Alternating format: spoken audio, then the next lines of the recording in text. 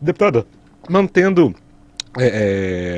a nossa conversa no governo Bolsonaro, né? A senhora que foi a líder do governo Bolsonaro, né, durante um bom tempo, né, logo no início, inclusive conseguiu aprovar pautas importantes e deu até um caráter bastante sério, né, ao governo Bolsonaro, né? Era daquela tropa de choque, né, do início lá. A senhora acabou rompendo com o presidente em determinado momento, inclusive numa entrevista em 2019 ao BN News, a senhora falou que acabou sendo poliana, né, em relação ao presidente, né, falou que ele não controlava os filhos dele, né, fez uma série de críticas. E a senhora rompeu e aí a partir daí começaram esses ataques, né? Como é que era a sua relação com o Bolsonaro? O Bolsonaro era truculento? Ele tentou te agredir em algum momento?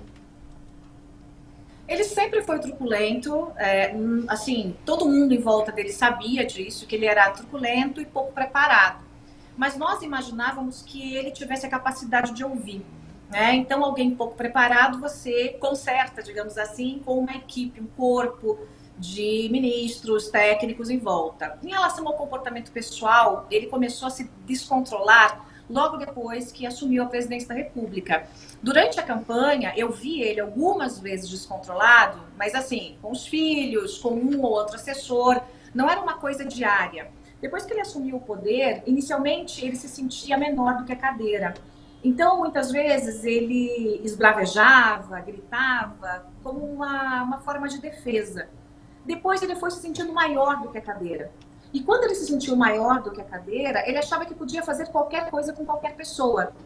O meu desgaste com o governo, com o próprio presidente da República, começou logo no início da minha liderança.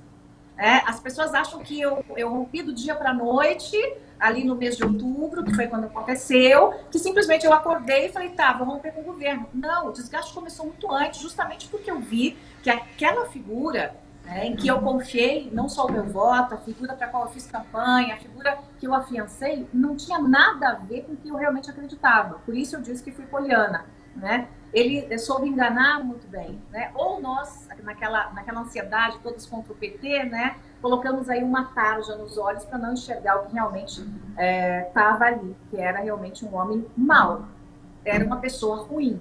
E eu vi vários momentos de descontrole dele. Como eu disse, eu fiquei no governo por conta da reforma da Previdência, eu liderei a reforma da Previdência.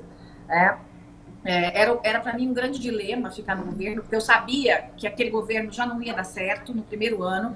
Quando eu saí do governo, ele estava com 79% de aprovação, né? As pessoas idolatravam o Bolsonaro na rua, era uma coisa assim, né? As pessoas se enganando, né? E eu tendo que aguentar aquilo tudo, engolir todos aqueles sacos por conta da reforma. Em algumas vezes ele tentou falar alto comigo, mas como eu disse para vocês, eu me impunha também no grito, né? E muitas vezes eu disse para ele, eu não sou mulher de malandro.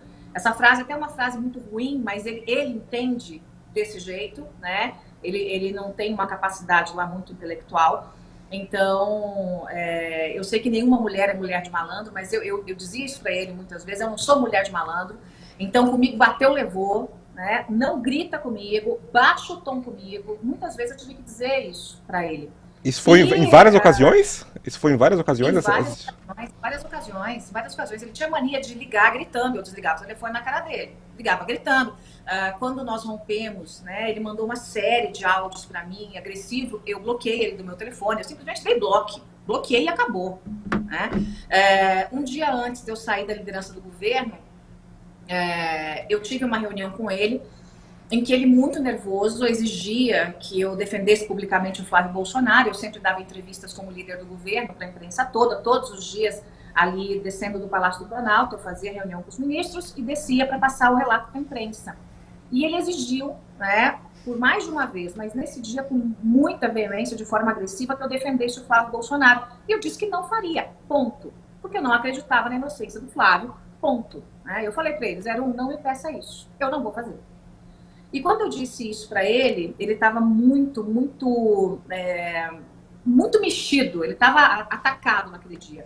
Ele levantou da cadeira, eu estava sentada, tem 3 mesas dentro da sala da presidência. Ele estava numa mesa de gabinete, ele levantou da mesa e fez menção, assim, cresceu o peito para cima de mim, fez menção de que viria para cima de mim. Eu levantei, cruzei o braço e fiquei esperando. Aí pensei, É hoje que eu derrubo esse velho. É hoje que ele vai ver o que é bom para tosse, né? Então, ele viu que eu cruzei os braços e não fiz, né, nenhum gesto de medo, ele recuou. Então, aquilo para mim foi o ápice da violência, né? Realmente, ali foi um gesto de extrema violência que poderia ter chegado com uma violência física, porque ele tentou fazer isso, né? E eu me impus. Me impus e aí ele recuou. Dali realmente não tinha mais como ficar no governo, né? Eu anunciei que sairia do governo. Na segunda-feira eu ia fazer todos os protocolos, era uma sexta-feira. Na segunda-feira eu ia fazer os protocolos todos, encaminhar uma carta entregando, né, o meu cargo. E aí no sábado os filhinhos dele, né, que adoram fazer um barulho, acabaram vazando notícia para a imprensa que eu não era mais líder do governo. Foi assim que aconteceu.